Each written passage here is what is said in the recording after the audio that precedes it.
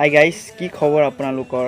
জানো অসমৰ ৰাইজ ভাল নহয়, কাৰণ অসমৰ ৰাইজে আমাৰ এনেকুৱা এটা সম্পদ হেৰাইছে যি ভৱিষ্যতত আৰু কেতিয়াও পোৱা নাযায়। মোৰ নিজৰ এনেকুৱা বেয়া লাগিছে যে এতিয়া মই খবৰটো শুনা পাইছোঁ যে জুবিন দা আৰু নাই। বিশ্বাস হোৱা নাই।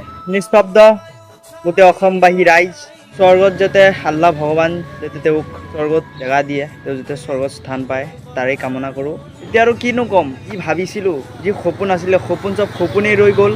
সপোন কেতিয়াও পূৰণ নহ'ল। ভাবিছিলোঁ যে জুবিন দাৰ লগত ফটো উঠিবলৈ মন আছে। মই কিন্তু জুবিন দাৰ লগত মোৰ দেখা হোৱা নাই, মই লগ কৰিব পৰা নাই। মই ভাবিছিলোঁ মোৰ হায়াৰ ছেকেণ্ডেৰী কমপ্লিট হ'ব সন্মুখত, হায়াৰ ছেকেণ্ডেৰী কমপ্লিট হ'ব, ইয়াত আকৌ আমাৰ নগাঁৱত পাৰফৰ্মেঞ্চ আছে, ইয়াততো আহিবই, তাত লগ কৰিব পাৰিম। নেক্সট মই ভাবিছোঁ যে তালৈ যাম জুবিন দাৰ ওচৰলৈ।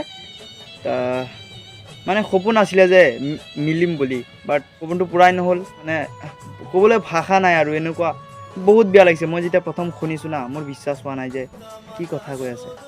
যিয়ে হওক, এটাই কামনা কৰোঁ যে তেওঁ য'তেই থাকে শান্তিত আৰু সুখতে থাকক। কিন্তু যি সম্পদ হেৰালোঁ, এই সম্পদ আৰু ভৱিষ্যতত কেতিয়াও ঘূৰাই নাপাওঁ। মনত ৰৈ যাব 19 ছেপ্টেম্বৰৰ দিনটো।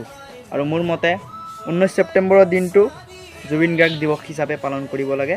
আৰু যদি আপোনাৰ মতামতটো কি কমেণ্টত দি দিব। মোৰ মতামতটো আপোনালোকক জনোৱালোঁ যে 19 ছেপ্টেম্বৰত জুবিন গাৰ্গ দিৱস হিচাপে পালন কৰিব লাগে। বাকী গাইজ, বাই বাই, ভালে থাকিব।